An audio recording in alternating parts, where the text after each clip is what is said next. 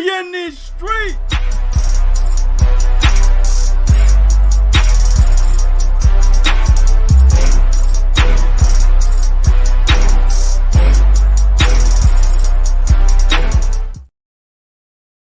Hey, yo, what's good? We back in the building. Three Kings Boxing is in these streets. In these streets, god damn it. Word up, word up. Hey, man, what happened tonight? This is the type of shit. This is why I can't leave boxing even when I want to, bro. You know, sometimes you get upset and you watching these fights and you're like, man, this shit is whack. Like the first fight on that card, Lamont Cockroach and fucking Hector Luis Garcia. Like fights like that. You watching that shit. Oh, that fight was on the card? Yeah, that was on the card. I don't even know. Yeah, exactly. Yeah, I set my alarm clock for that. I was watering my bushes, nigga, in the winter. Yeah, I was playing my kids by the pool, goddamn it. You know what I'm saying? Like that, it fights like that, you like, man, I'm tired of watching this shit. But then when you get fights like Andrade and Benavidez, right? Fights like Ergashev and Subriel Matias, those are the fights that keep you coming back to the sport, bro. Right? For real. I give you that. Good matchups on paper, and then they end up being good matchups or end up putting up good fights in the ring. This was an excellent night of boxing, bro.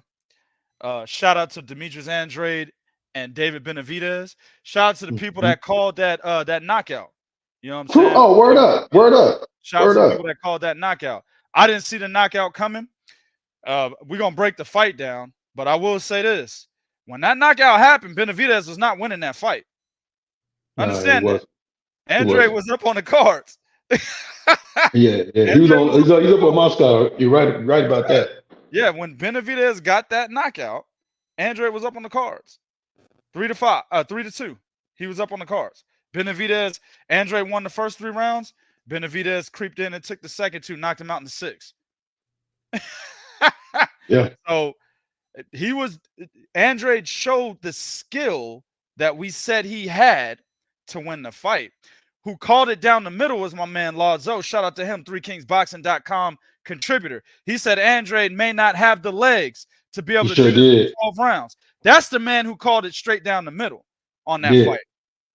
Cats were saying knockout because Andrade was a bum and he's boring and he didn't fight anybody. No, that's not what happened here, because he was beating David Benavidez. He actually showed the skill to beat David Benavidez. Problem was he's 35 years old, didn't have the legs. Shout out to Lazo, called it right down the middle. The only dude that I've talked to that called it right down the middle. Shout out to him. Word up, man. Before we get to that,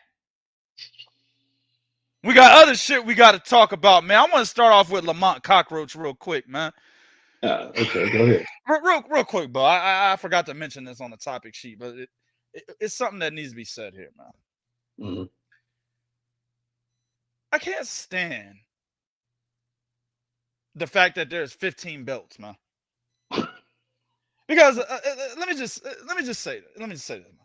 A guy like Lamont Cockroach should not be a champion, bro. He's not even an average fighter. He is a D+ C- level fighter, B. You know what I'm saying? And then you got Hector Luis Garcia, who's actually holding a belt and probably one of the now weaker divisions in boxing at 130 pounds. I mean, the champions there are Shaki Foster, Emmanuel Navarrete, Joe Cordina, and now fucking Lamont Cockroach. You know what I'm saying? Those are the champions there, guys. That is probably one of the weakest divisions in boxing right now. What up, Mass Man? Good call, bro. Good call on the knockout. Oh, yeah. Hell yeah. That's one of the weakest divisions in boxing, man. You know what I'm saying? So at the end of the day, bro, I'm watching that fight, and I'm like, and I'm talking to my son. I'm like, hey, man, this is why you don't do this. This is why you don't do that, right? I'm seeing both of these guys making amateur-like mistakes to the point where I said at the end of that fight, that was a great amateur-level boxing in the professional ranks. Great amateur-level boxing displayed in the professional ranks. That's fucked up. Neither one of these dudes should be champions in the professional ranks. But the reason why you've got Hector Luis Garcia being able to defend a title, and now you've got Lamont Roach actually being able to capture a title, is because we have too many fucking belts. I'll take 2 belts, one of them being interim, the other one being the champion. That's where the UFC is doing it correctly. You got an interim title, then you got the champion. And each division, that's all we need. Yeah. The interim says, hey, you get the champion next. Champion just sits there and hangs out. Who gonna fight me next? Who the next nigga with the interim belt? Bet, that's my next fight. That's how it should work. And then in between there, he fight whoever he want in the top 15. But until there's an interim champion, right? That's who he's gonna fight. The interim champion. That's how it should be. But now you got guys like Lamont Cockroach with a belt. And then the niggas over there running his mouth at the end of the fight. Yeah, you know, I saw that shit, man. You got the belt and shit. Motherfucker ain't want no smoke, nigga. You know what I'm saying? Nigga, it's a Lamont Cockroach, nigga, in the building, nigga. Nigga, you ain't never seen that movie Mimic, nigga? You ain't seen Mimic? Yeah, nigga, that's me, nigga. I'm at night, nigga. I'm the nigga with the shoes on, nigga, in the coat. Nigga, I run up on you, nigga. Murk all you niggas, nigga. And I come from the subway, nigga. Yeah. Yeah, you know what I'm saying? Lamont, nigga, remember that name, nigga. Man, shut up, bruh. Oshaki Foster knocks you out. Emmanuel Navarrete knocks you out. Joe Cordina embarrasses you in fucking the UK or wherever that nigga's from. Stop, bro. You are now the weakest link. right. Yeah. Oh, shit. You are now the weakest link, sir. That's what you just had. That's what happened here, bro. Now you got Jermall Herring old ass on Twitter. Yeah, you know what I'm saying? Let's go ahead and make that rematch. Right. Making no damn rematch with you. Nobody want to see that. Nobody want to see no damn rematch with Jermall Herring and Lamont Cockroach. Man. Let me see a show of hands. Anybody want to see that damn rematch? Hey. Didn't think so. Hey, Three Kings interview coming soon, man. We're gonna get deep with him on that one. Like, hey, you sure? Are you sure? You sure? You know I like Jermall Herring, bro. Oh, yeah. I like Come Jermall on, Herring. But I don't want to see that nigga fight no Lamont Cockroach Part 2. I don't want to see that shit. Boring ass fight. Congratulations to Lamont Roach, by the way. After all that bullshit, congratulations to Lamont Roach. Right. Move on to the next topic, man. Katie Taylor. Yes. Now, she got a gift. I don't know if y'all watched the fight earlier today or earlier yesterday. She got a gift. Mm-hmm. That fight should have either been a draw or a Chantelle Cameron win. If I'm not mistaken, one judge had it a draw. Mm-hmm. One judge had it 96-94 for Katie Taylor. Mm-hmm. And then the other judge, interestingly enough, had it 98-92 for Katie Taylor. That was somebody else's scorecard. He just turned it in. Oh, yeah. That was somebody. He just turned it in. No, he wrote the motherfucker down before he got to the fight, bro. Right. He wrote that scorecard. He had that scorecard filled out in the hotel room, bro. Yep. In the hotel room. That nigga was sitting at the dinner table. Okay.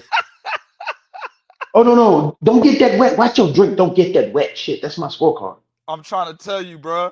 That's the scorecard I got to go in there with. Bro, there's absolutely no way you could tell me that Katie Taylor won 8 out of 10 rounds, bro.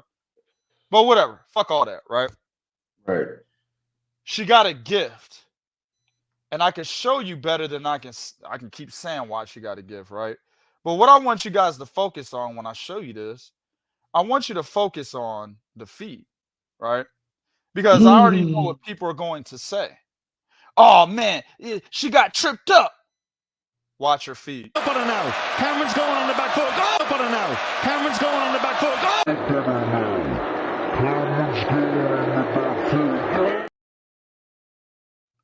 That don't look like she got tripped up, bro. Ooh. Y'all see it again? But now, Cameron's going on the back foot. Go! But now, Cameron's going on the back foot. Go!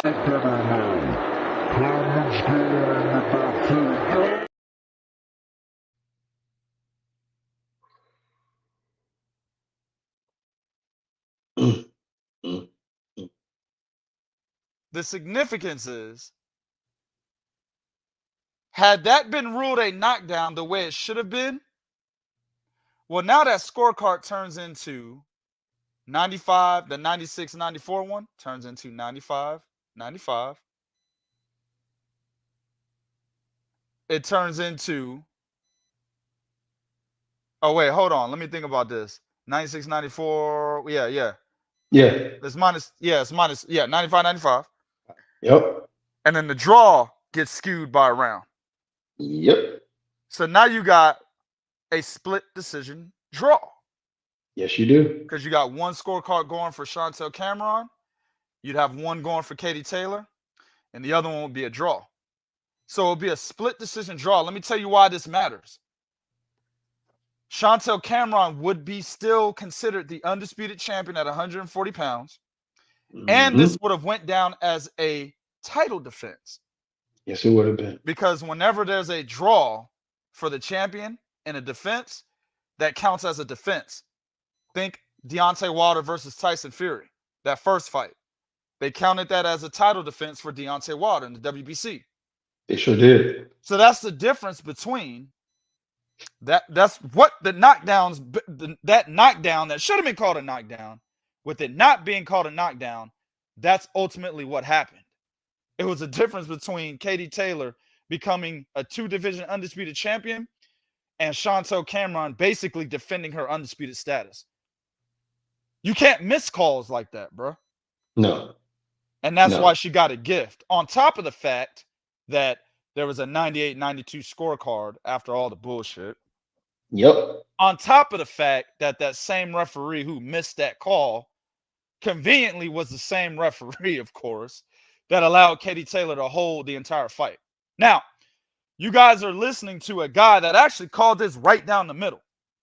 As my man Lodzo called the Demetrius Andrade fight and David Benavidez right down the middle, I called Katie Taylor, Chantelle Cameron right down the middle. I told you guys, Katie Taylor would win the fight, it'd be a close decision, and then they'd be talking about a trilogy. It's exactly what's happening. But at the end of the day, I'm not happy about that because that's not the way it should have been. This fight should have been a draw or maybe even a swing towards Chantelle Cameron. And Chantelle Cameron should be looking to fight Alicia Baumgartner next or somebody else, some other big fight. She should be done with Katie Taylor at this point. But that referee with the missed knockdown and him allowing her to hold the entire fight, bro. Oh, and man, then over there, she would admonish Chantelle Cameron for shit, anything that he did. Anything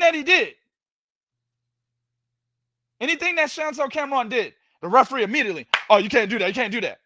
But when Katie Taylor's holding every goddamn minute of the round, he doesn't say shit. Chantelle Cameron's looking at him like, hey, what you doing? Nothing. If that doesn't happen, Chantelle Cameron's still champion, man. What do you think about this, man? Well, you can tell there was frustration on Cameron's face because there was points in time when Katie Taylor holding on to her and she put her arms up and just kind of was walking away like, damn. You know what I'm saying? There was times she just put her arms up and just start walking like, damn. I mean, he was allowing Katie Taylor to hold on to Chantelle Cameron like that was her boyfriend or something. It was crazy. But I'm gonna say this right here, right? And here's the thing. And this is where boxing has got to stop. They still could have did a trilogy. You didn't have to have Chantelle Cameron lose for you to do the trilogy. But the reality is, when boxing is getting to a point, and this is where guys like me and 2K we get fed up with. Boxing is getting to a point where when you can make the call that 2K made, just because, not because of what you believe the real winner was going to be, because you know how the sport works, that's sad. Like this nigga literally said, yeah, Katie Taylor's going to win and they're going to be talking the trilogy. Yep. And I mean, no sooner before they even announced Katie Taylor as the winner, they was talking trilogy. Like, okay, wait, hold on. I mean, they jumped immediately on it. Eddie Hearn couldn't wait. What is it? Park or some shit like that? I don't know. Right. Croke Park. That's it. Croke Park. Yeah. They talked about the trilogy right away. Chantelle Cameron, she left the ring. But at the end of the day, even if you want to say it was a slip, the rule book says if you are punched If a punch is thrown and a fighter hits the canvas or glove touches the canvas, that counts as a knockdown because the punch is the reason for this. If you want to say, oh, she was slipped or tripped up, it doesn't matter. She was hit, which caused whatever tripped her up, slipped her up, whatever the referee thought caused her to fall to the canvas. That counts as a knockdown. That's what a knockdown truly is. There's no way in hell that, see, the thing about the UK is they don't like putting motherfuckers on the spot. Over here in the USA, we put that motherfucker on the spot. Hey man, explain to us how that was not counted as a knockdown. You look at the feet. How is that not counted as a knockdown? Right? Chantelle Cameron should be upset, but like me and you said, man, we called it like that. It's bad. It's bad for boxing, but at the end of the day, a 98-92 scorecard and a blatant missed call by the referee. I'm sorry, man. Like, how do you explain that? Like, there needs to be an investigation. Yeah, how do you investigate that, bro? You don't explain it, Bo. You investigate it. Plain and simple. Yeah. Nobody should be trying to explain that except the referee under an investigation. That's it. And this nigga gonna be like humada. He ain't gonna be able to say shit. No, don't explain that. So at the end of the day, bro, investigation. That's just what needs to happen. Chantelle Cameron needs to petition this, bro. She does. Yeah. And this is somebody who picked Katie Taylor saying this, man. She needs to petition this. The fucked up part is, if she does, they're gonna call her a spoiled loser. Who cares what they fucking I was just gonna say that. Who gives a fuck at this point? The evidence is out there. The only motherfuckers that don't think that there was something wrong in this fight are Irish fans. That's it. Yep. And probably a lot of them realize it too, but they still rolling with Katie Taylor. A lot of them probably admit it. Yeah, it was a knockdown. But Katie Taylor. Yeah, right. Yeah, Katie. Exactly, bro. So it don't. The evidence is there, bro. She needs to go ahead and petition this and try to get something done here, bro. It may not happen more. I mean, this boxing, the sanctioning bodies and the man, I can't think of the goddamn boards that actually sanction the fight. The commissions. Yeah, the commissions. It's almost like trying to appeal a fucking conviction to the Supreme Court. Like, they hardly ever overturn decisions, bro. You know what I'm saying? They may overturn decisions if a motherfucker pop hot after the decision, right? Right. But as to petition because it was bad judging, that shit is literally like appealing a conviction to the Supreme Court, bro. They hardly ever overturn judges' decisions. Hardly ever.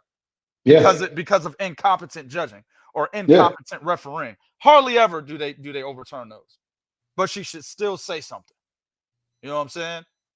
Closed mouth don't get fed. And even if she don't get fed, it's out there that she understands what happened in that fight. And that her team knows what happened in that fight. And in the next fight, they're going to make sure that they don't have that kind of referee or those kind of judges again. Yeah. That's how that works. Shit. If I'm Chantelle Cameron, I'm like, no, that trilogy is not going to be in no damn Ireland. The hell is a crow far. Hell no, not after what y'all just did to me. You crazy. Not at all, bro. Not at all. All right, man. Take us to the next one. All right, man. So as you guys know, man, there was a sleeper fight on that card. Subriel Matias took on the alphabet dude, right? Shohan Ergashev. Shohan Ergashev. That dude got every letter in the alphabet in his name. Damn it. So Shohan Ergashev, man, at 140 pounds. Let me say something, man. I expected that fight to be good, but what I did not expect is what I saw from Subriel Matias. That boy is a problem. It is hard to mentally fracture him. It is hard to cause him to doubt himself. I mean, he made this dude sitting on the stool, literally looked up and was like, nah. Like, nah. Yeah, he did. He was talking about his leg and shit at first. Yeah. I'm like, what's wrong with his leg? And you know, the team was like, are you sure? Are you sure? Are you sure? They said, are you sure? Like 100 times. Yeah. Then the referee came over. Then the doctor came over. You sure? You sure? You sure? You sure? You sure? The nigga like, no, mas, nigga. Yes, he did, man. And when you look at what he did, because the better from a boxing standpoint, the more skillful fighter was Ergashev. The problem is that pressure of Matias, and if it is extremely effective pressure, when he realized, and he made one adjustment that I felt was excellent. He realized that the hand speed of Ergashev was too much. So what he started doing, he just start touching, throwing punches, just to touch him. Throwing punches just to touch him, just to touch, just to touch, just to touch, keep coming, just to touch. And the minute Ergashev slowed down, oh yeah, boom, boom, boom. Yep. He let him go. Yep. It's kind of like warming up before you sprint. Yeah, that's what I would liken that to be, right? He was warming up. You know, you warm up your legs, and then you do a light jog, and then you jump into a full-on sprint, right? That's exactly what he was doing with those shots. He was warming up with those little pit pat shots. Like, hey, open up, motherfucker. As soon as you open up, here comes the big one. Here comes the sprint. You see what I'm saying? That's exactly what he did. And Ergashev could not make the adjustment. He did not know how to keep that man with that pressure off of him. And the bad thing about it is, for Ergashev really was, all he simply had to do was go back to what was doing. Box, move. And there was something else he did. He didn't have a leg. You know what? But at that age, how do you not have the leg? No, man, did you see him? You know what? You're right though. He was a flat-footed fighter that can provide angles. You're right. He was flat-footed, and then I was telling my wife, I was like, man, look at this nigga's back, man. This nigga straight up and down and shit. Like, he's stiff. Like, it looked like he got that damn scoliosis brace on his back and shit, bro. Like, keep his back straight up. You know what I'm saying? Like, that's how he was throwing punches, just like that, bro. Exactly. He was throwing punches. They look good. The punches look good. It was fast. It was crisp. But his back, I couldn't stop looking at his back. And then I couldn't stop looking at his feet. I'm like, bro, this dude, if you put pressure on him and put him on his back foot, he won't be able to do shit. Not maybe do shit. And on top of that, but he was making one crucial mistake. He was trying to push Matias off of him. I said, he gonna push Matias one time. Matias gonna pop him, and he did. He put poof, because which you never. I'm looking at this. I'm like, yo, that is an amateur's mistake. You never push a fighter, because when you push a fighter, you're leaving yourself open to be hit, because where are your hands? Right here. And he went to push that dude. He boop, and I was like, oh, that's it. Right. Yep. But you're right though, man. That pressure and him trying to, he did not know how to fight off the ropes. He did not know how to make that adjustment. And that pressure was just too much for him. So, and Subriel Matias is the problem, because early on in the fight, man, he was getting he even got rocked a couple. He got rocked, I think, once or twice. But he's just like, no, it's cool, it's all good. Just He admitted that he has trouble with southpaws and he has to, quote, crack the code in real time. He admitted that. So if you took what he said as the gospel, then you would have expected 1 or 2, maybe even 3 rounds of him getting beat up before he took over the fight. Hell, only took 1 round. Right, exactly. He got beat up for 1 round and then took So, dude, at the end of the day, I want Subriel Matias fighting the winner of Devin Haney and Regis Prograis. Oh, I don't want you asked for too much. No, I know I am, because this is this era of boxing. I know I am. I'm asking for too much because we're in this fucking era, right? Actually, Regis Prograis should have been already fought Subriel Matias. They were telling that nigga he needed to fight him on Twitter. He's like, that's when Regis was singing a different tune. I'm not saying Regis was ducking Subriel Matias. All I'm saying is Regis has always been hungry for every single fucking fighter, but on Twitter, but except Subriel Matias. When it came to Subriel Matias, he wasn't that hungry, nigga. He always is on Twitter. He kind of dialed it back a little bit. That's all I'm saying. And the evidence is there. Just go on the timeline. He was over there saying, he ain't ready for a nigga like me. And dudes was calling him out. Hey, man, you got all this energy for all these other cats. Why don't you got the same energy for And that's when he switched it up. He switched it up. Then he started having the energy for him after he was called out on it. I'm just saying. Not saying he's ducking Subriel. I'm just saying the energy was a little different. But I think that fight should have been happening. Devin Haney shouldn't have had to move up from 135 to 140. Devin Haney should have been fighting Shakur Stevenson at 135. Agreed. And Regis should have been fighting Subriel Matias. Now, I'm not complaining about Regis Devin Haney. Don't get me wrong. I like that matchup. Absolutely like that matchup. Can't wait to see it December 9th. But at the end of the day, bro, Subriel and Regis are in the same division. Those two should have been fighting to unify those titles. Devin Haney and Shakur Stevenson were in the same division. Those two should have been fighting for the undisputed crown. I'm just saying. Agreed. I agree with you, but I'm looking at 140. I'm asking myself, well, who would fight Subriel Matias? Teofimo Lopez ain't gonna do it right now. You know who would do it? Who? Rolly. Rolly don't give a fuck. He fight anybody. Oh yeah. Rolly would. I don't like Rolly. I mean, I don't think he's a good fighter, but I gotta respect Rolly. He fight anybody. He would. Yeah. You know, people are gonna say he was ducking O'Hara Davies. No, he was trying to get the Ryan Garcia fight. Yes, he That's was. what he was trying to do. He was trying to get a money fight. Yeah, he was trying to get the Ryan Garcia fight. But he's going to fight the winner of O'Hara Davies and old man Ismael Barroso. He's gonna get the winner of that because he's a champion in recess right now. So you're gonna have to fight him either way. I don't see Barroso beating O'Hara Davies.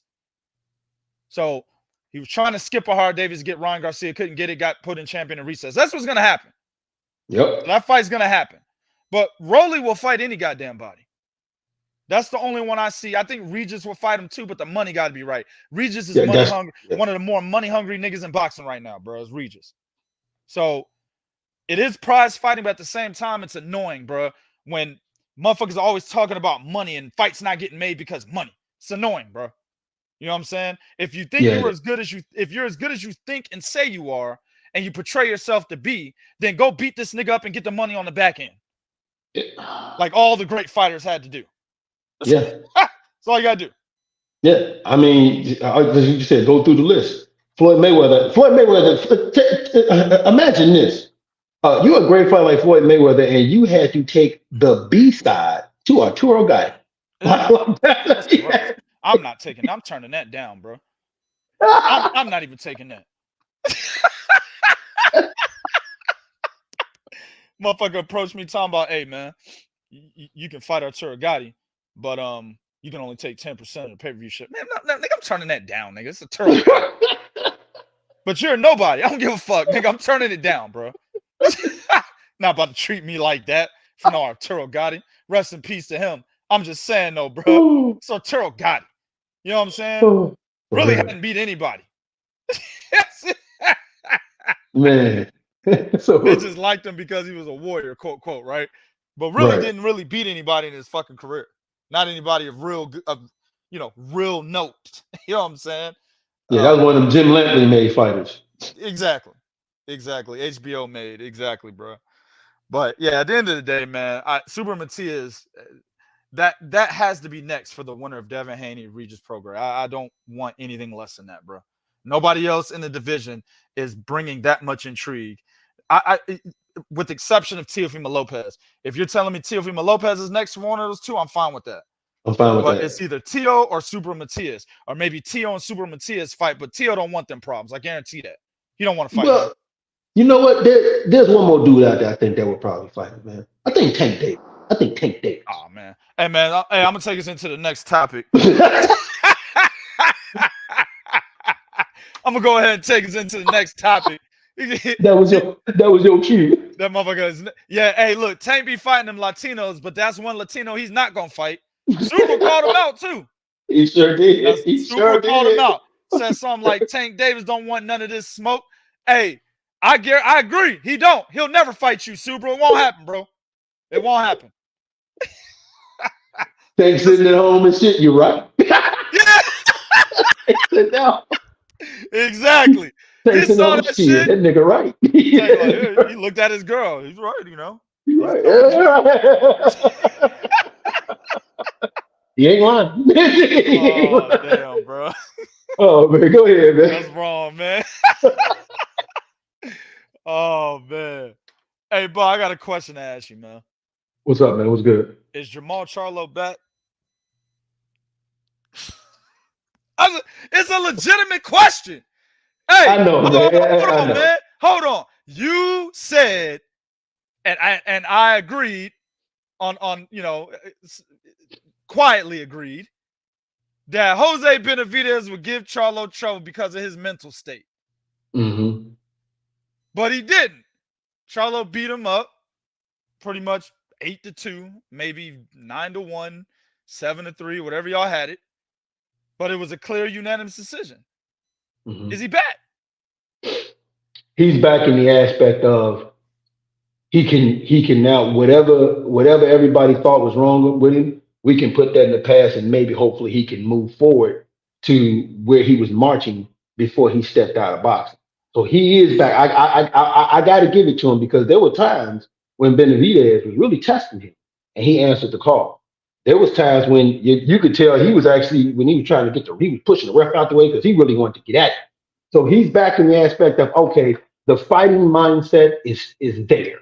So now we know that that's there. But now I need to see you now in there against. I think he's talking about some going to 168 panels. This was a good fight and a good win for him to show everybody that from a mental standpoint, whatever was fucking with him is over with now. Now he can move forward and get back in the ring. I don't think he should jump right into it. I think they're trying to make him fight like Caleb Plant or somebody like that. I don't think he should jump right into a fight like that. But hey, if he feels he's back to that point, go ahead on and fight. But let me say this right here. I still saw some things in that fight that I didn't like from a mental standpoint with him because there were times Benavidez was doing things and I'm like, yo, Charlo, what are you doing? Like I saw some mental lapses in that fight where when Benavidez pressed him a couple of times, Benavidez countered him a couple of He times. was out the ring 3 years, Bo. 3 years. It's Jose Benavidez. I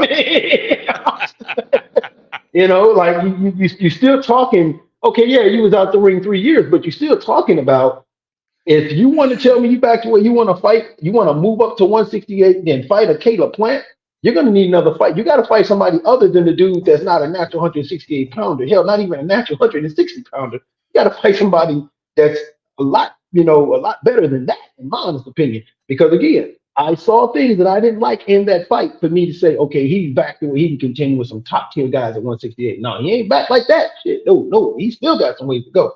But from a mental standpoint of him showing us, okay, the glimpses of Charlo is still there. Yes, he's back in that aspect, and I give him full credit for beating Jose Benavidez. Well, I mean, I'm going ahead.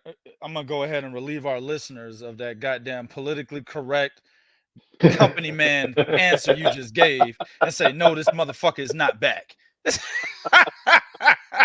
There's a whole. This nigga gave a whole dissertation. Listen, bruh, he's not back. He didn't look good to me.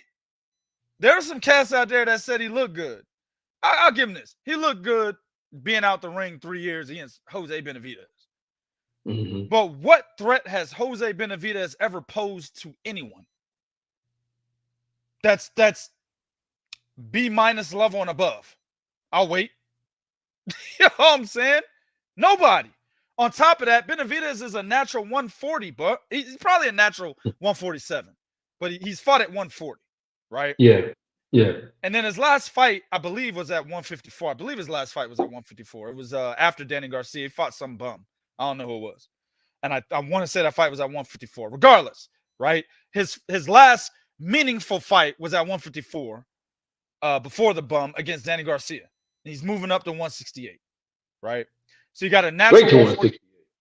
Huh? He went straight to 168. The nigga did not stop at 160. Yeah, he went straight to 168. Yeah, exactly. He didn't stop. So he's jumping up, natural 147 pounder, going all the way up to 168 or within the 168 division. He didn't weigh 168, but he was within the 168 limit, right? Right. Charlo, in my opinion, should have got him out of there. Terrence Crawford was able to get him out of there at his comfortable weight. Yeah, it was the 12th round, but it was at his comfortable weight. Jermall should have been able to get this guy out of there. But see, I don't really hold that against fighters.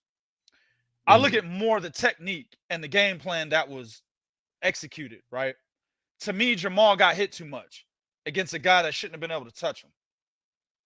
The guy's too small. He's got one leg. He'll always have one leg for the rest of his career, right? That bullet fucked his leg up. He's done there. He doesn't have the mobility.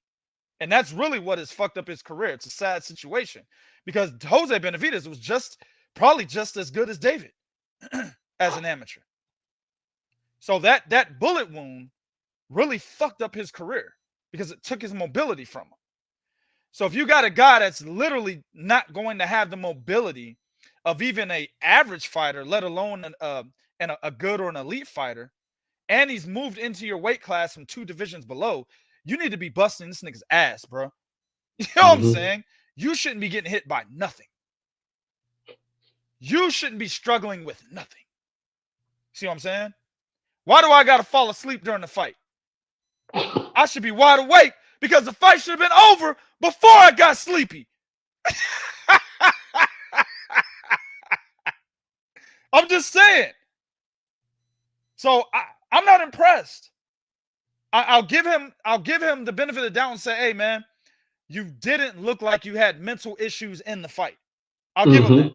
Because that was one big glaring question mark that we had that was over Jermall Charlo's head before the fight. Yep. So I'll give him that. He didn't look like he had mental issues. However, you didn't look good enough for me to say that your career is back on track. Yeah. I don't know, because the guy you fought really had no effect, positively or negatively, honestly. He's still there. He didn't move. He's stagnant. He's in the same spot, bro. He didn't get promoted. Right. Right. He didn't get his spot back. Just nigga didn't get his spot back. His salary didn't increase. You know what I'm saying? He in the same spot he was at the beginning of this year, even though he had a fight. So realistically, what needs to happen, he's got to fight somebody else in his division that doesn't necessarily need to pose a major threat, but needs to be a problem in the division. You see what I'm saying? Somebody that people know. That's who he needs to fight next. I'm not saying he needs to jump to Caleb Plant, which, hey, if he does, that's great. But somebody that people know in the division that may give him a, that people, when they look at the matchup, be like, okay, this is a good test to see if Jermall Charlo is ready for 168. Because Jose Benavidez did nothing for you, bro. It just got you from being inactive to active. That's it. That's all it did. That's it. That's really all. Yeah, you're right. I agree with that. Your color status went from red to green. That's it. That's it. So, I agree with that. Yeah, dog, he's got to fight somebody that people look at that matchup and say, you know what? That's a good fight to test if Jermall Charlo is ready for 168. But realistically, this did nothing for him. Is he back? Absolutely not, dog. Take us to the next one, huh? Oh, man. I hate you. Just over there smack me on the head, nigga.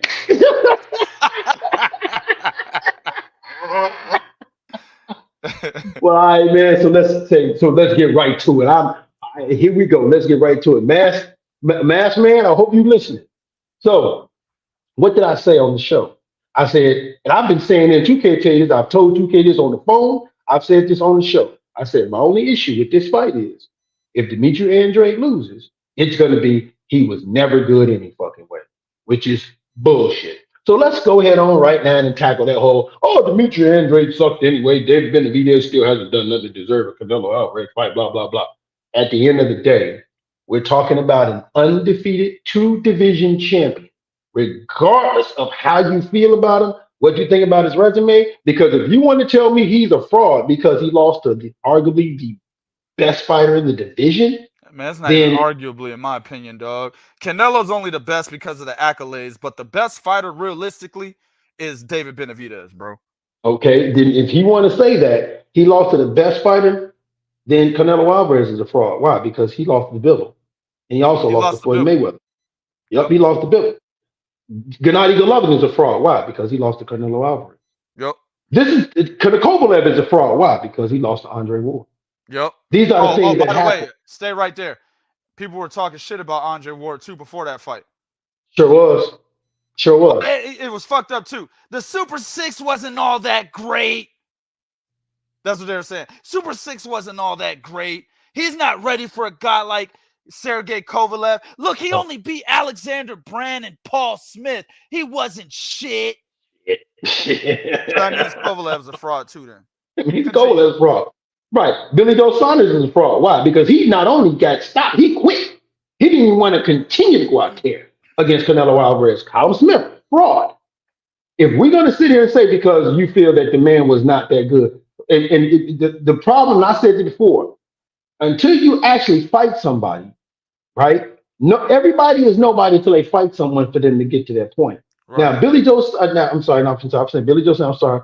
And Demetrius Andrade, we openly admit, yeah, he made that one mistake where he didn't sign that contract, listen to Rock Nation, and then get the Charlo fight, right? That's the only thing he did. But no one else really tried to fight this guy because he was slick, because he was smooth, southpaw boxer.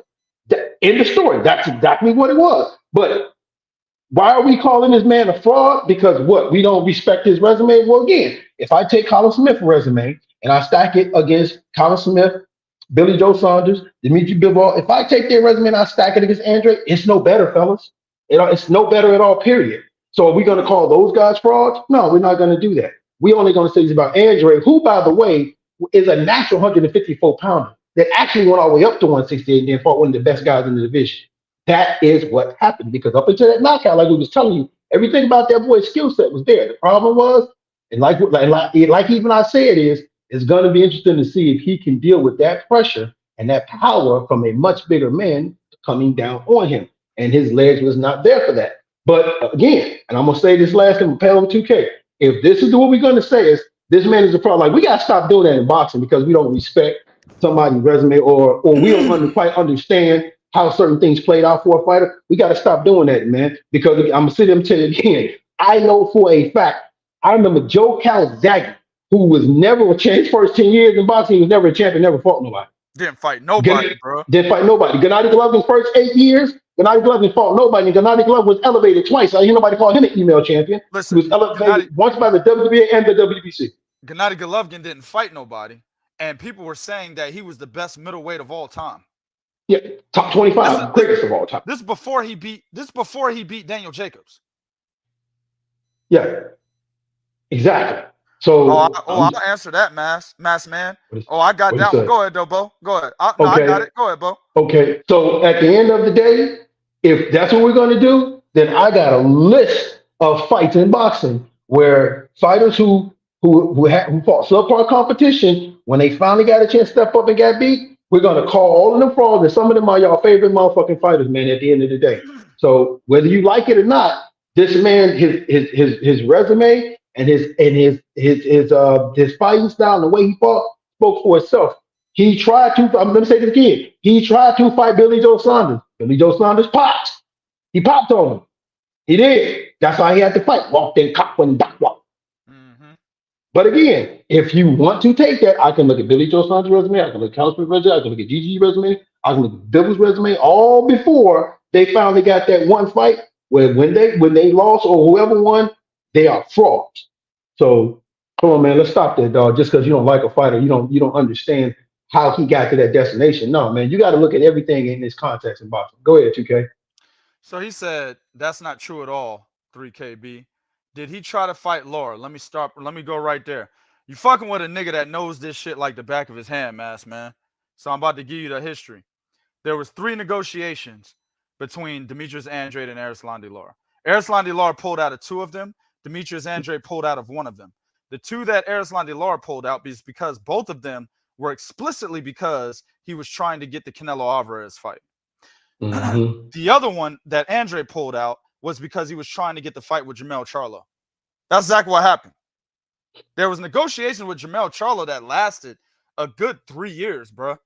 From 2013 to about 2015. 2014, December of 2014 is when they were supposed to fight and that whole Rock Nation bullshit happened.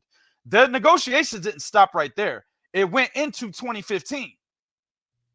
But Rock Nation was still saying, hey, no, we got something for you. By then, that's why Jermall Charlo was so mad at Demetrius Andrade, because even though they didn't fight in December 2014 like they were supposed to, Jermall Charlo said, fuck it.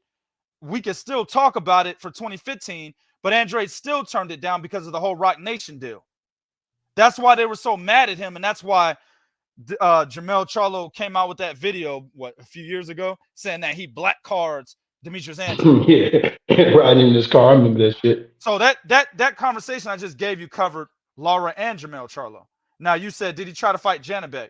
No, he didn't try to fight Janabek. We told you that in the last video that he did duck Janabek. However, Janabek was a nobody. You wouldn't mention Janabek, dog, if you didn't know who the nigga was. Because you didn't know who the nigga was, you only know him because Andrade didn't fight him. And that's the majority of you fans out there. See, 3KB knew who Janabek was. We had articles on Janabek before he was a champion. See, but you guys didn't know him, and don't fucking tell me you did. That's a lie. You don't know him. All right? You didn't know Janabek until Demetrius Andrade and Janabek had all those headlines about them fighting because Janabek was the mandatory and Andrade was not fighting him. And people were like, hey, man, and I was getting personal. Niggas were sending me messages all over the place. Hey, man, why ain't this Andrade cat fighting him? I said, he's a good fighter. I don't know why Andrade's not fighting him. I think Andrade beats him. They should fight. That saga went on for like months, bro. We wrote articles on that shit for like 4 or 5 months.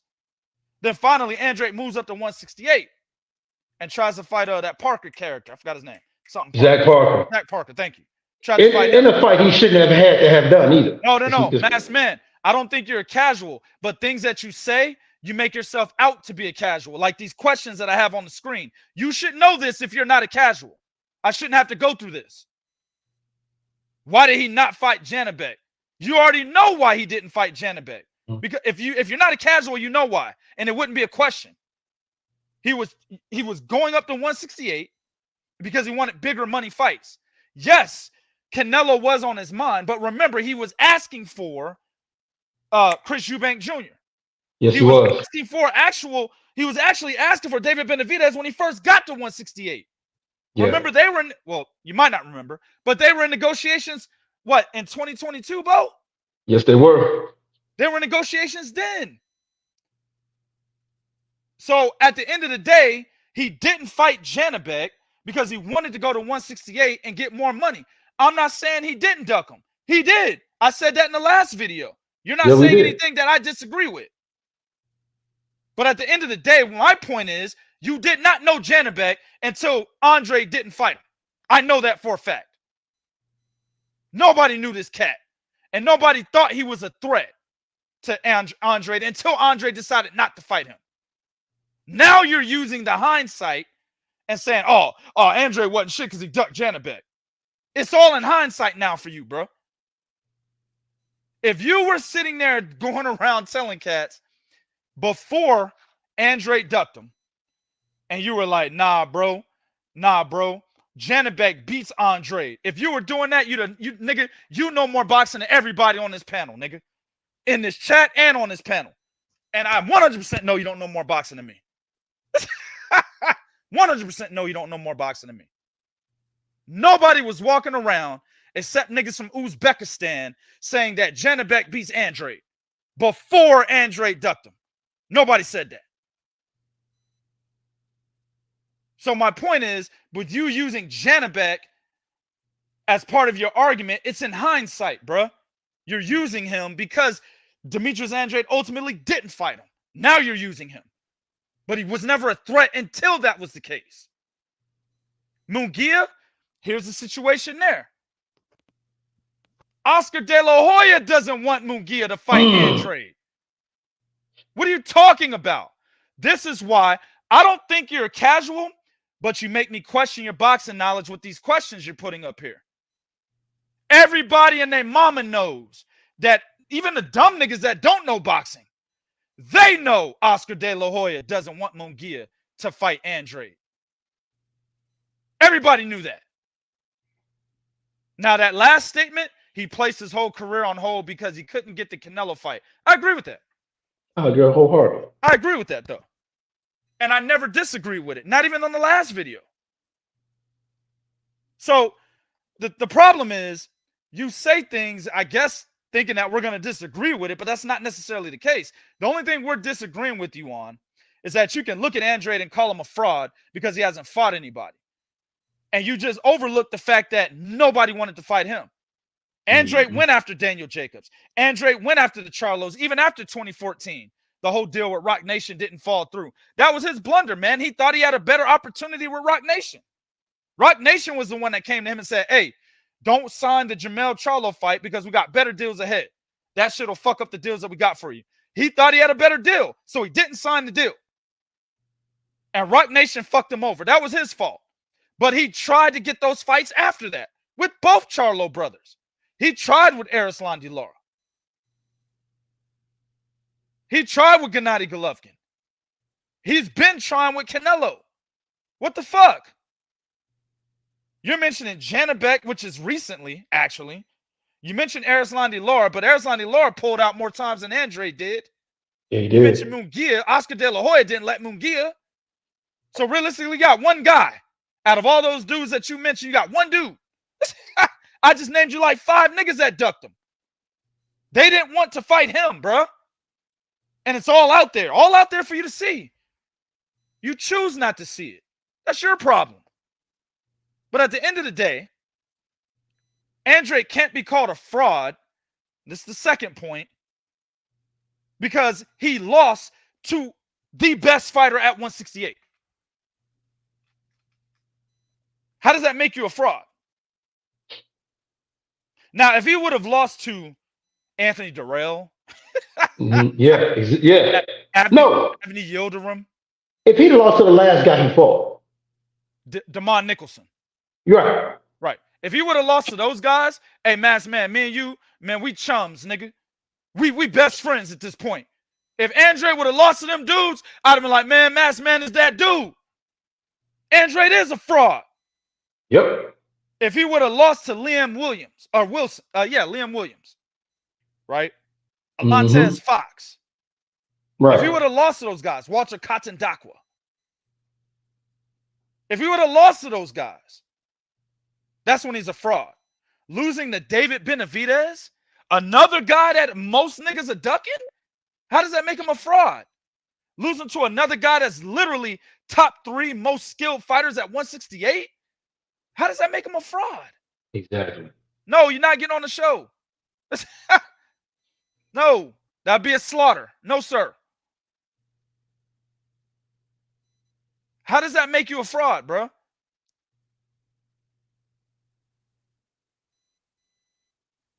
These dudes, man, like at the end of the day, another thing I want to say about that is when you're calling Demetrius Andrade a fraud, you're actually demeaning David Benavidez's win.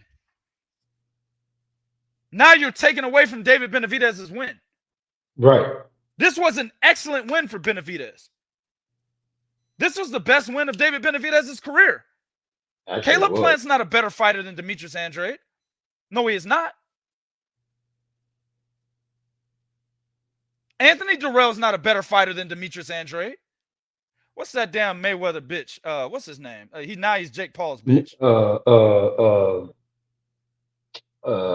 Shit, I got his face in my head. I was finna say Mickey Bay, but it's not Mickey Bay. I can't think of that dude's name. Man, listen, man. I'm not disrespecting you. People in the chat will tell you, dog. I done murdered so many niggas on this show. Mass Man, stop, bro. Because I will put you on here and then we won't be cool. I'm telling you right now, bro. I'm trying to help you out. The reason why, nigga, I am who I am is because I've murdered niggas for years. The reason why I got a thriving business in boxing is because I murdered niggas for years. YouTube is not what we do. This is bullshit to us. This is bullshit. We do this because we have a fan base that likes to watch us from time to time. We're not trying to be the best YouTube channel out there. We don't care about none of that. Our business is 3kingsboxing.com. That brings in a hell of a lot of money for us. Yeah. The reason why that happened is because I've been murdering niggas for years. That's all I'm saying, Maz, man. I don't want to do that on this show. You don't have the adequate knowledge, bro. And you just told me with those questions, man. You just told me. You don't have the adequate knowledge, bro.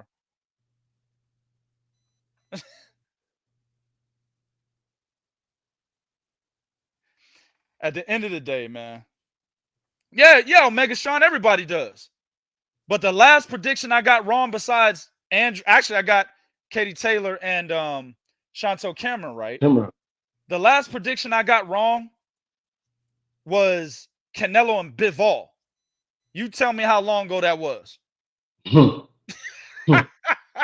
I make niggas money. Niggas cash at me money that they made on bets based on predictions that I have made, nigga.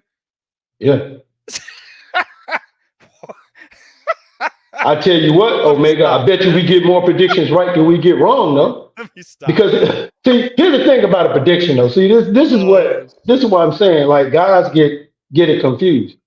When you break down the fight, you break down the fight based off film, study, attributes, sometimes even intangibles on the fight, and you break that fight down. For example, when you break down Crawford versus Spence, ain't nobody gonna sit there and tell me that you motherfuckers saw Crawford doing that to Earl Spence. You're not gonna sit there and tell me if you looked at that fight and broke it down, you thought, oh, Crawford's gonna slaughter this dude. Earl ain't gonna do shit. He's getting slaughtered. Nobody thought that. If you break down Andy Ruiz and Anthony Johnson, nobody thought what they thought was gonna happen in that fight. Nobody thought that. All right. See what I'm saying? So when you do break down to a fight, you break down the fight based off of film, attributes, sometimes intangibles, and things of that nature. And sometimes fighters will raise their game level depending upon who they fight. We've seen that before. Nobody saw Naoya Inoue doing what he did to Stephen Fulton. Nobody saw that in a breakdown. Well, I actually, the video's up. I actually said the video's up on that one. I actually had Inoue beating Fulton's ass, not by knockout though, but I saw that. I saw that as a yeah. So did I, Mass Man. Not yeah, stopping, no. but yeah, I had Crawford beating Spence back in 2018 as well. Yeah, I'm okay. You saying stop him, but I'm talking about nobody saw. Nobody can sit there and tell me you saw Crawford demolishing this dude from round 1 on. No, nobody saw that. Very few people saw it. So that's all I'm saying. But getting the prediction wrong. But in our breakdowns, dog, we tell you what another fighter has to do to win. Predictions don't matter. It's all about the breakdown, man. I tell niggas that all the time. If people put too much weight on predictions, it's all about the breakdown. What are they saying to break this fight down? If you look at what Benavidez did, we told y'all he had to do that to win. Go back and listen to the video. We don't take no videos down. It's up there. We told y'all David Benavidez had to do what he did to win. What did he do? He stayed on the front foot. He walked him down. He cut the ring off. Exactly what I said he had to do to win. You said he definitely had to cut that ring off. And then he made an adjustment and started throwing combinations in the pocket, which is something I said the motherfucker has to do. Yep. I said he has to go back to that old David Benavidez that was able to give you that shifty move and throw counters in the pocket. Exactly. He did. That's exactly what he did. Exactly, bro. At the end of the day, man, listen, Demetrius Andrade is a good fighter. I think Demetrius Andrade gives Canelo problems still. You see why, if you watch those first 3 rounds, you see why Canelo didn't want to fight him. I think Demetrius Andrade gives Caleb Plant problems. I think Demetrius Andrade gives, what's that boy's name? Your boy from Cuba. Not David Morrell, the other one. Oh, William Skull. Skull gives him problems. He beats him, man. Yeah. I think he gives a lot of people problems in the division. The only ones he don't give problems to, in my opinion, obviously David Benavidez, or he did give him problems until he got overwhelmed. If Demetrius Andrade was able to get acclimated at the division and had better conditioning, I mean, he's 35 years old. Conditioning is only going to get so good. Yeah. But if he could get acclimated at the division, that fight lasts longer than what it did. Demetrius Andrade wins more rounds. Remember, he's winning the fight before he gets knocked out. He's up 3 rounds to 2 before he gets knocked out. Yeah. So it was all about conditioning with Andrade. Conditioning wasn't there. So he got walked down. He literally got overwhelmed. Got broken down. But David Morrell is a guy that I don't think he can beat at all. Yeah, I agree with that. From jump. Everybody else, he gives him trouble. For anyone to say he doesn't, you don't know boxing. Plain and simple. Just watch the first 3 rounds. He's beating the shit out of David Benavidez. What? I mean, what? That doesn't matter anymore because he got knocked out? Yeah, well, of course. That's how that shit works. Of course. Once you get knocked out, that's it. You know what I'm saying? Right. Like, Motherfuckers get amnesia when you get knocked out. all right, you get knocked out, motherfucker, regardless of the fact you were whooping my ass 11 rounds, nigga, you got knocked out. It's over. Right. That's remember when Mickey Bay fought oh man, John Molina. John Molina. Whooping his ass the whole fight, and then gets caught in that last few seconds or minutes of that round, knocked out. And then all of it, so you forget everything Mickey Bay did to John Molina because John Molina won by knockout with that one punch. Same thing with John Jackson and Andy Lee. John Jackson was beating the shit out of Andy Lee. Then Andy Lee stepped back with that left hook, hit that nigga, knocked him out. Well, forget everything John Jackson did because he got knocked out by the one punch. Right. It's not the same thing, I know. I'm just fucking with y'all. But at the end of the day, the principle is the same.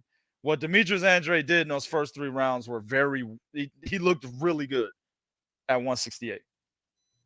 The rest of those guys that we mentioned are not David Benavidez. They're not walking him down.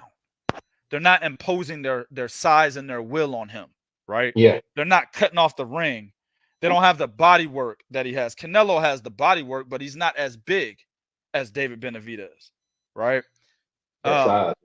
It's literally, it was an imposing of will. That's what happened here. Shit, Andrade even told you that. It was the size. That was exactly what he said. Another factor that I didn't like, Victor Conte said that Demetrius Andrade, he rehydrated to 190 pounds for this fight. I didn't like that was bad. I didn't like that. That was bad. I didn't like that either. You hydrate to 190 pounds, bro. You hydrate to 190 pounds, that's going to sap your stamina quickly. I think that's exactly what happened here. He should have stayed smaller. Understand, they said he rehydrated to 190 pounds. They wanted to bully David Benavidez. That happened maybe 1 out of the 3 rounds, in my opinion, right? But that wasn't the fight that he should have been fighting. He should have stayed on the outside, but he didn't have the legs for it. I think what contributed to him not having the legs for it is the fact that he came in at 190, if that's true. If that's true, that was not the right thing to do, bro. That was a wrong game plan. Yeah, very wrong game plan. And I think they did it because they felt in the later rounds if Benavidez starts to come on, his body would be able to absorb the punches. That's why they wanted him to be a little heavy, which was the wrong game plan because it contributed to his legs leaving him a lot earlier in the fight. But again, listen. I understand something, man. We came on here. We as real as it can get. We'll come in. We ain't got no problems coming on here and showing our faces. But at the end of the day, man, you guys got to stop with that.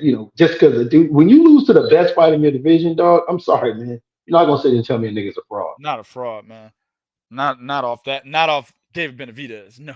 Right. No. Come on. Let him lose to Anthony Durrell first. Then come talk to me about that shit. Oh.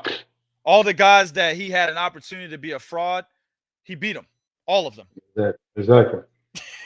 he had his opportunity to be a fraud has already passed because he beat those guys that would have given him that fraud status had they have won. That's past. He's a good fighter and just lost to a great fighter. That's what happened. That don't make you a fraud. It just means that fighter's better than you. Plain and simple. James Toney's a fraud because he lost to Roy Jones Jr. then. Oh, man. No. James Michael Nunn's a fraud. No. James Toney's a fraud. Right. James Toney's a fraud because he lost to Montel. What's that boy name? From Chicago. Montel Griffin. Lost to him. James Toney wasn't supposed to lose to Montel Griffin. No, he was not. No. He's a fraud. He was not supposed to lose to Montel Griffin. I agree with that. Is Canelo fighting David Benavidez, Bo? No. So, I hope so. But how does he get around it? How does he get around not fighting David Benavidez? Statements like we're hearing right now, Andrade being a fraud. That's how you get around it. Because his fans will say, well, Andrade really wasn't that good. That really didn't show us anything. We knew he was going to beat him. We always thought the boy was a fraud. So, that proved nothing. And that's exactly what I'm telling you, I haven't even checked the sites yet, but I'll guarantee you, it's cats out there saying that. Well, I mean, it was Demetrius Andrade. He never really did nothing. He's a fraud anyway. What does he do? And that's how he gets around it. He can get around it by his fans helping him out by saying, well, Andrade really was a fraud anyway, you guys. So, what was the person fighting him? Oh, he only had one fight at 168, so he never really beat nobody at 168. Oh, what was his biggest win? What? Oh, those guys at Three Kings said was Monroe. What year was that? 2015? That was his biggest win? And that's exactly what they'll say. Let me answer this question, as he asked it twice. Omega Sean said, do you think Andrade will be in the Hall of Fame with his resume? So, Omega Sean, do you know who's actually in the Hall of Fame with worse resumes than Demetrius Andrade? Actually, let me say this. Do you know who's in the Hall of Fame with worse accolades than Demetrius Andrade? And do you know who didn't make the Hall of Fame with better accolades than Demetrius Andrade? Do you know that? The reason why I asked that question, Omega Sean, is because the Hall of Fame is political as hell. I can sit here and say yes because Arturo Gotti's in there and Ingemar Johansson, whose only great win, was against Floyd Patterson, whom he went ahead and lost to right after he won that fight. Got knocked out, I think, in the first or second round, Bo? And that next second round knockout in that next fight. In the next fight against Floyd Patterson. That was Ingemar Johansson's claim to fame, was the one win against Floyd Patterson, right? The nigga even got on Knockout Kings. Remember that shit, Bo? He was on the Knockout Kings video game. I'm like, why his rating was low as fuck, as it should have been. Yeah, it was. But why the fuck is he on the game? He was trash, right? But he's in the Hall of Fame. The guy that's not in the Hall of Fame that is better than Demetrius Andrade is Michael Moore. Mm-hmm. Why is he still struggling to get in? He should have been in the Hall of Fame. They mad about that George Foreman loss. Right. They've been on his ass for years about that. Right. So the Hall of Fame, right? Sylvester Stallone is in the fucking Hall of Fame. Exactly, JL. Exactly. The Hall of Fame is political. Nigga, Rocky Balboa is a made-up character. This nigga made the Hall of Fame. Hall of Fame. I can legitimately say I like the Rocky Balboa films, by the way, bro. I like 1 through 5. I don't like 6 and that Creed shit. Fuck all that, right? But 1 through 5, I fuck with. But I can tell you, none of those movies made me a better boxer. Or none of those movies made me want to watch boxing. They didn't do that for me. And other people that watched Rocky, they're not boxing fans that I know. Well, when you think about it, though, man, the irony of Rocky, when you think about it, is this. Supposedly, he chased chickens to help work on his speed. He hit meat to help work on his hands. He did help work on his defense, but then went in the ring and led with his head. This nigga chasing chickens, right? Beating up pounds of meat and shit. Right? Oh, man. This nigga would have broke his hand before the fight, bro. He was beating them pounds of meat with only, like, hand wraps on, man. This hand wraps and shit. He'd have fucked his hands all the way up, bro. That's what I'm saying, man. Do not do that at home, ladies and gentlemen. He put his body through all of this shit that was supposed to make him better, then get to the ring and leave with his head. Oh, man. The irony of all of that to me, it's like, damn. So, really, real talk, yo. Real talk, Omega Sean. I would say, yes, he should be, just because who the fuck is in there? But then it's like, damn, we got to get the other guys in there before him, though. That should be in there. You see what I'm saying? But you can't put Ingemar Johansson and fucking, what's that Irish fighter's name? Barry McGuigan. And fucking Arturo Gotti in there and not have Andrade in there, because they have not done more than him, in my opinion. I'm just saying, did Arturo Gotti ever win a belt, bruh? A real one, not a fake one, a real one. I don't think Arturo Gotti was an actual champion, bro. I don't think he was. That's a good question. Y'all help me out in the chat. Was Arturo Gotti ever a champion? I don't think he was. Man, look, dog. Because when he fought Angel Man Freddy, I don't think it was for a title because man, Freddie went on to fight Floyd for a title. Bro, I don't think he was ever a champion, bro.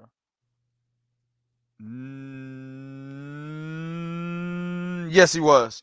IBF and WBC. Yes. Okay. He was. IBF 130, WBC 140. Yes, he was. He beat Tracy Harris Patterson, and he got Costazu got stripped. He got elevated, and then Floyd Mayweather took that bitch from him.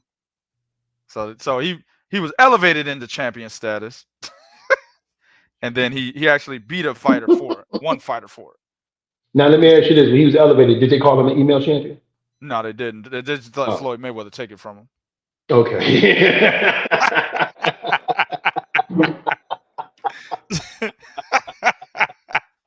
That's how they did that shit back then. They made you fight a beast. Right. Oh man, that shit crazy as hell. Man, look, back to the topic at hand though, man. It is, for me, the question isn't about whether Canelo fights him. The question is, it's not even a question. It is Canelo needs to fight him. Yeah. Canelo needs to fight that nigga. You know what I'm saying? That's really the situation here. Like niggas need to be on his neck. They need to be on Canelo's neck. For real. So the post I put up on Facebook, and I'm basically taunting Canelo fans. It didn't work that well. But it didn't work that well. Because I'm seeing more people go in there saying that Canelo's gonna duck him than actual pissing off Canelo fans. I didn't really, it didn't work as it didn't. Maybe I need to add some more shit to it. You know what I'm saying? Like, there's a bunch of motherfuckers in there that are basically siding with what I said about him, you know, basically because I put on there, hey, Canelo, the boogeyman's coming. And basically talking about Andrade and giving props to Andrade because he had to take a difficult fight because cats didn't want to fight him, right? Right. Cats are agreeing with me. More people are agreeing with me. I was looking for people not to agree. You know what I'm saying? I wanted to piss some Canelo fans off. But it didn't work that way. So no, because they saw what you saw. Oh, no, we do not want him to fight this guy. Exactly. Bullshit. This is bullshit. Exactly, bro. So the situation at hand is this. Well, let me say this. The situation at hand is this. I think some Canelo fans are like, nah, the fight's got to happen. Remember how Erislandy Lara got the Canelo fight? Yeah, he ran up on his ass. Showed up at the press conference. I think, who did he beat? Fredo Angulo, I think it was. Canelo just beat. And he showed up at the press conference, and it was stupid the way he did it. He was trying to be all polite, but at the same time be disrespectful. How the fuck he gonna be disrespectful and polite at the same goddamn time? But at the end of the day, right. He's sitting there smiling all hard and shit. You got to run up in there and take the mic out of nigga hand. He didn't even want to do that. You know what I'm saying? He was polite with it and shit, right? But I remember Oscar was like, we're not fighting him. We're trying to fight James Kirkland. Yeah. And the fans, the Canelo fans, were upset that Canelo was not fighting Erislandy Lara next because he did that at the end of that fight. Because he showed up at that press conference. They didn't get mad about Demetrius Andrade for whatever reason, but they sure as hell got mad about Erislandy Lara. And they started calling for that fight, so Canelo said, make the fight, right? That's how Lara got that fight. I'm thinking that's how David Benavidez gets this one. It only happens if the Canelo fan base is criticizing Canelo for not fighting David Benavidez. You see what I'm saying? That's the only way. I know, Mass, man, you hate Andrade. That's what's up. We got you, man. We got you. Yeah, we know that, motherfucker. We already know you'll probably respect Arturo Gatti before Andrade, bro. You hate that guy. We know, man. Yeah. It is what it is. There's nothing we can say to you because you have this antipathy, this disdain for Demetrius Andrade. He fucked one of your bitches or something, man. Something happened there. Something happened there, bro, that we don't know about. I got it, bro. He snitched on your man down there in Rhode Island and put him in prison. Exactly. Demetrius Andrade, weird ass, showed up to your main bitch and took her from you, bro. I get it, man. My bad, bro. I didn't know it was that deep. You know what I'm saying? So it's some niggas, dog. It don't matter what you say, man. It is what it is, man. That's just how they gonna feel. I got that, man. That's boxing fans for you. I got it. Good call on the knockout though, man. Even though I had nothing to do with you breaking down the fight. Good call on the knockout. But at the end of the day, man, I'm hoping Canelo fans. I said if you got beat that bad, word. Word up. Hey, yo, word up, Mask Man. I like that. He took that shit like a G. I gotta give him his proper, you can have her. Word up. Word up. You took that shit like a G. I gotta give you that. Word up. I hear that. But look, man, I'm hoping Canelo fans do what they did with Arizona De Lara and petition for Benavidez to be the next fight. Hopefully, a lot of those guys and girls that are on that post on Facebook are Canelo fans that are basically telling the truth. Because at this point, that's what we need to do. We got to tell the truth, man. You know what I'm saying? And the truth is, Canelo didn't want any part of David Benavidez before. But at this point, he has nowhere to go. He's in a corner now. Think about who he can fight. Jaime Munguia is one of the guys that they're trying to put in front of him, right? Yes, it Oscar is. De La Hoya has been talking about that. Yes. But who wants to see Jaime Munguia? You see what I'm saying? Didn't the nigga just go life or death with Sergey Korvin? He sure did. Canelo fans want to see Jaime Munguia because they want to see Canelo win. They don't want to see him lose, bro. Like, that is a nightmare for them niggas. That's like Freddy Krueger shit if Canelo loses, bro. You see what I'm saying?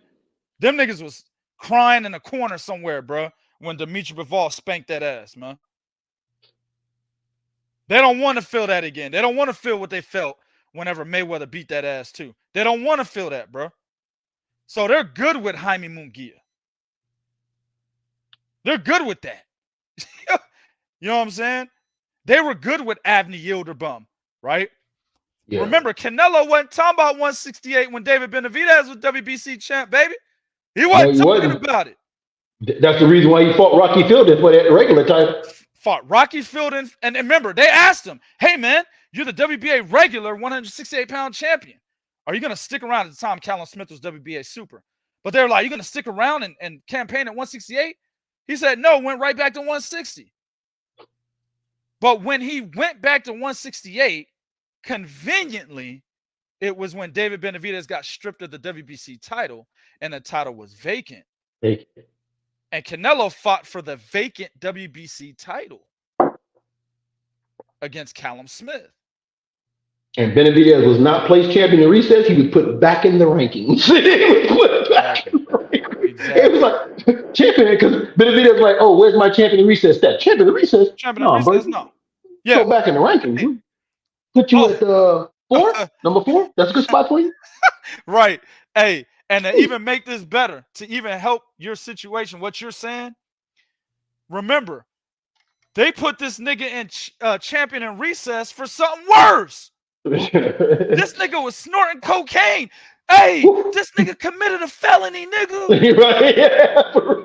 David Benavidez committed a motherfucking first-degree felony, nigga. And they put him in champion in recess. When he just ate a little bit too much food and missed weight, they stripped the nigga and said, fuck you, nigga. Right. Make that make sense.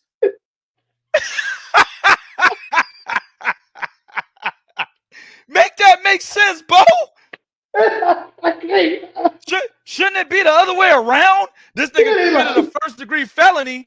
He should have been stripped of his title, suspended, motherfucking needed a goddamn letter of recommendation to come back. All of that, bro. Listen, man, listen. I can explain it to you. This is what happened, right? So when he snorted that coke, he went in, he talked to Suleiman. He said, man, Suleiman was like, oh, don't worry about that, man. It happens every now and then. You know, don't worry about it. So, we'll just put you in recess. You go to rehab. You know what I'm saying? You go here in Mexico, too. I know the doctor. And you'll be all good. That's what happened, right? Exactly, bro. So I'm like, wait a minute. What's different when a motherfucker commit a first-degree felony and he just becomes champion in recess, compared to him just missing weight and getting stripped and told he can't be champion in recess. Oh, I see the difference. Canelo was the champion. Oh, well, that makes sense. See, because when he was snorting cocaine, Anthony Durrell was the champion. So they make him champion in recess, which means he automatically gets the fight against the new champion. Yep. Right?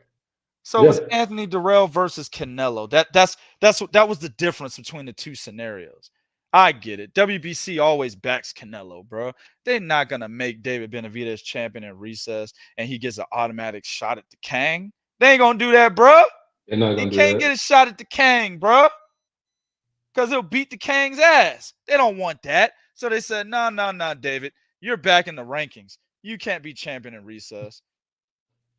So now he had to work himself back up to become to become a mandatory. I think he's interim. He's interim.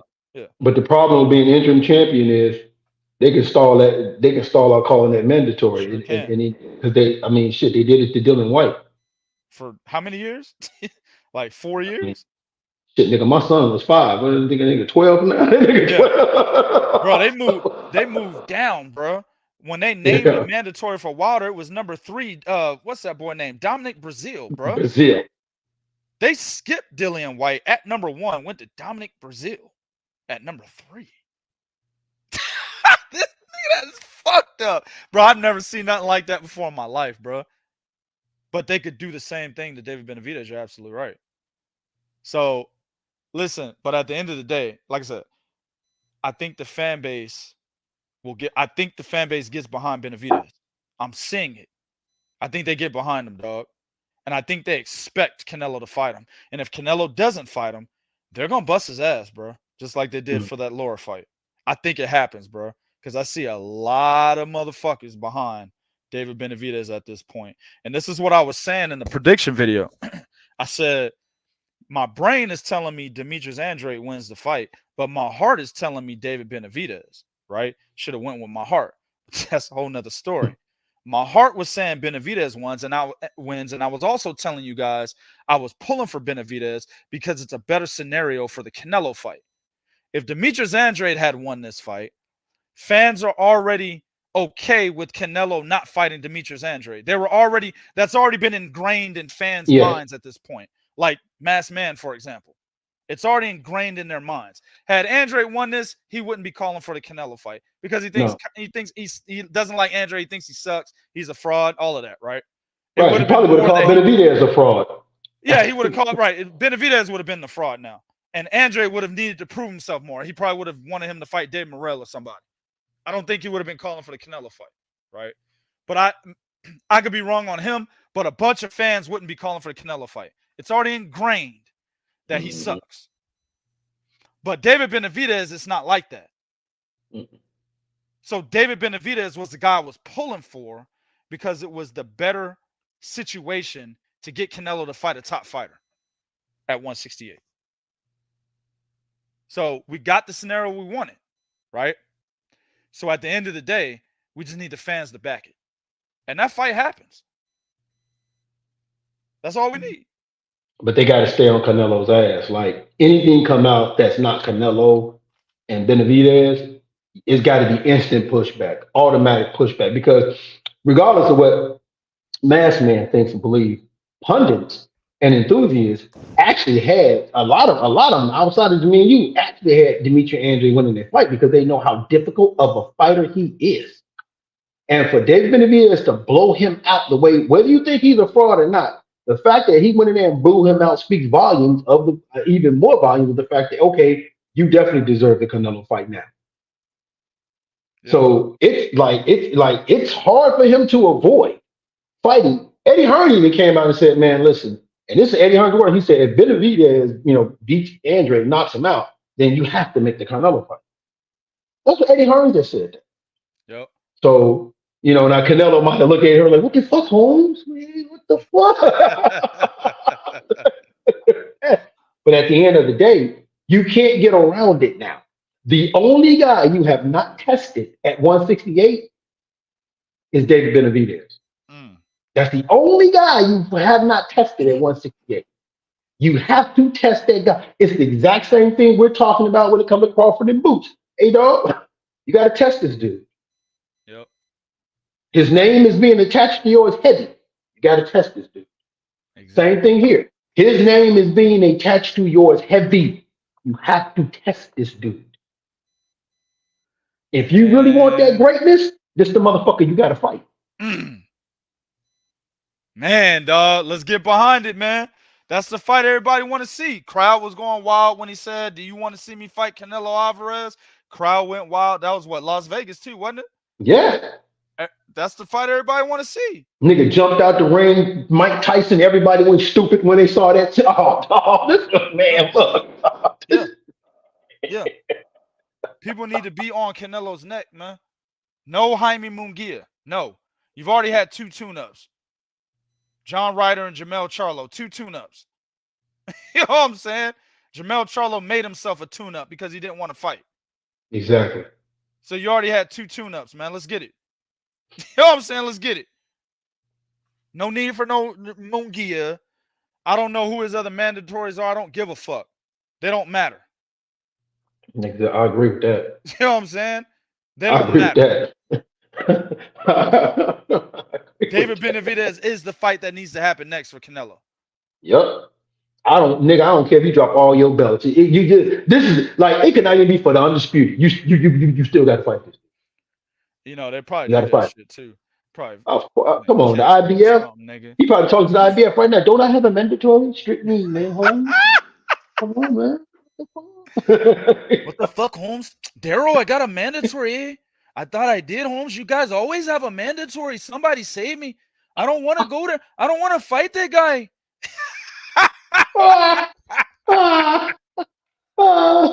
I'm just saying, dog. Real shit. I'm just saying, man. There's nobody else, bro. Nobody else we care about. Nobody cares about anybody else. That's it. Yeah. David Benavidez. Nobody cares. Canelo's had 2 tune-ups. He's a PBC fighter. Benavidez is a PBC fighter. Fight can happen on Cinco de Mayo next year. Why not? That's more than enough time to train. That's 6 months away. More than enough time to train. Let's get it. Remember when Caleb Plant, who did that nigga beat? Was it Vincent Finger Booty? Yeah, it was finger butts. Yeah. And Canelo offered that nigga to fight 3 months later because he beat Finger Butts in like February or something like that. And then Canelo wanted to fight Cinco de Mayo, right? Yeah. And Caleb Plant was like, I'm not ready. I can't be ready in 3 months. You know what I'm saying? We can do it in September. Do the same thing David Benavidez now. I mean, it's not the same scenario, right? Because David Benavidez will have a full training camp. Canelo wouldn't want that. That's what he didn't want for Caleb Plant in that scenario. He wanted Caleb Plant to have half a training camp while he was still fresh, had a full one. But, I mean, he just came off of a big fight. Maybe he's not ready. You know, he's always missing weight and shit, right? He snorts cocaine. Maybe he won't be ready. You know what I'm saying? Yeah. Let's do that. Fuck it. Make the fight in February. Offer it to him in February. He'll take it. He won't get a full training camp. Yeah. He don't care. You know, you said something a couple shows back that I just remembered, and it's sticking in my head. You said, if we can get a focused David Benavidez, that dude would be a problem. Well, and that's starting to become true. Yeah, I was just going to say, yeah. We got him. He's there. Dude, did you see how he was even looking in the dressing room? He was like, yeah, like the fight wasn't shit. I mean, but that's the thing, though. I mean, it's another day at the office. That's the attitude that you have to maintain, right? Exactly. You can't be flustered or bewildered and shit because of the guy that you're fighting across the ring from. It's got to be another day at the office, and that's gonna be a problem for Canelo. There's not gonna be any bewilderment like Caleb Plant. Hey, I'm a great fighter, huh? Get the fuck out of here, man. Oh man, yeah. It's not gonna be that with David Bennett. He's not gonna ask you if he's doing great in the ring. It's not gonna happen. Caleb Plant sucks, man, to me, in my opinion. He's trash to me, bro. CMD Boxing Reports, he says, who wins? Benavidez versus Bivol. That's a great fight, man. That's a great fight, man. You ever watch their sparring sessions? I haven't, no. Yeah, man. Yeah, What'd you dog. see? That's a. I'm gonna put it like this. The advantage is the one thing that I noticed was Bivol was still able to use the angles, but Benavidez was majorly successful in the counter punching Okay. in the pocket. He was very successful in the pocket with the counter punch. It's a good fight, man. I don't know Oh, because Bivol is extremely intelligent. You know what I'm oh, saying? Dude is intelligent as fuck, man. I don't know who wins that shit right now, man. I mean, I'm leaning Bivol because that fight would be at 175, right? So I hmm would lean Bivol, just because of his, how much time he spent in the division. Um, but that's a hell of a fight. The things oh, Bivol can do real time, the way he adjusts, the way he adjusted to Gilberto Ramirez is fucking excellent, bro. oh, That and he was was a bigger that was fighter. nasty. He was a bigger fighter. That shit was nasty, bro. That was, man, for real. No, that I would lean didn't. Bivol right now, but that's just right now, man. And that's like 51-49. You know what I'm saying? That's as close as it gets. That's a good fight. I don't want that fight though. I want Canelo. Right, yeah, right. We don't want I B don't want that versus fight. B. We want Canelo. Yeah, we don't want Benavidez straying off the game plan. We want Canelo. That's what we want. Right. Benavidez is trying to stake his claim as the best fighter at 168 before he leaves. We want Canelo. You know what I'm saying? Put his ass top 5 in the pound for pound list. Maybe even top 4. I can't remember who's number 4 right now on Three Kings Boxing right now, but maybe even top 4. Be hard to kind of go over in a way Alexander Usyk and Terrence Crawford, but he needs to be up in that top 4. See what I'm saying? So that's what we want, Canelo. We don't want Bivol. That's a cop out, even though it's a great fight. Right, Omega. He gonna try to fight Caleb Plant in a rematch. Wasn't Caleb Plant ranked that high in the IBF? That's who was ranked that high. He's probably not ranked that high anymore because he lost to Benavidez. But at one point, he was the number 1 contender, I believe, with the IBF. Yeah, he was up there in the top. Yeah, you're right. He was up there in the top 3. Yeah, he was up there. Yep. So that's they were actually pushing that fight. Andrade was number 1 by the WBO before this loss. I don't remember WBA, but I know David Morrell is WBA regular. Yeah. And then you had David Benavidez. Well, shit, that's the only nigga that count by the WBA. Yeah, no, you're right about that. You're right about that shit, man. You're right about Right, that. he's the only nigga that count. And David Morrell, like, hey, what's up with the consolidations, man? Y'all was doing what's up with the consolidations, man? Y'all ain't doing them no more. Morrell want Canelo too, man. Yeah. It's not gonna happen. I said that shit a long time ago. That would never happen. I remember David Morrell took a picture with Canelo, and Canelo didn't even look like he wanted to take the picture, man. Yeah, we know CMD. We broke that a while ago. Yeah. You trying to fight Jaime sorry ass Munguia. We know, man. We know. Another tune-up for him. That'll be 3 tune-ups in a row.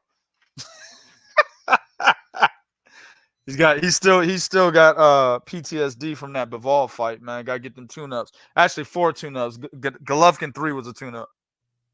There's 4 tune-ups in a row. Golovkin 3, John Ryder, Jermall Charlo, and then Jaime Munguia. All tune-ups. PTSD from Bivol, man. All right, man. We're gonna get the fuck up out of here. It's late. I'm about to go get a late-ass workout in, man. Appreciate everybody that came to the chat. Y'all know what it is, man. Go to 3kingsboxing.com for your source of pure unadulterated boxing information. Hit us up on Twitter at 3kingsboxing, Instagram at 3kingsboxing, Facebook.com/3kingsboxing, man. Hey, big ups to everybody that called this fight down the middle, man. Good work on that shit. This was a good fight. Excellent night of boxing. Hopefully we get more of this going into 2024. Shout out to Showtime. It was our last event. They got bought out by Paramount. Paramount said, we don't want that boxing shit that y'all niggas got. We don't need that shit, dog. So get the fuck up out of here with that. So with that being said, Showtime is no longer showing any events. So this was the last one.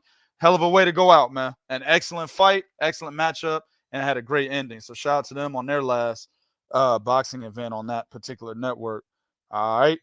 We might be coming back pretty soon. Come back and talk some shit every once in a while, man. Just stay tuned for any videos that go up. We're looking at doing something possibly every Friday. I can't remember the days, but I know Friday was one of those days. And what we'll do is we'll probably put the video up a couple days ahead of time so that it'll give you guys time to get notifications if YouTube is even showing those anymore or sending them out. But just be, stay tuned on a weekly basis for shows to pop up on this channel, man. You never know when we're going to come back in this bitch. All right. Once again, appreciate everybody in the chat. Until the next one, we out.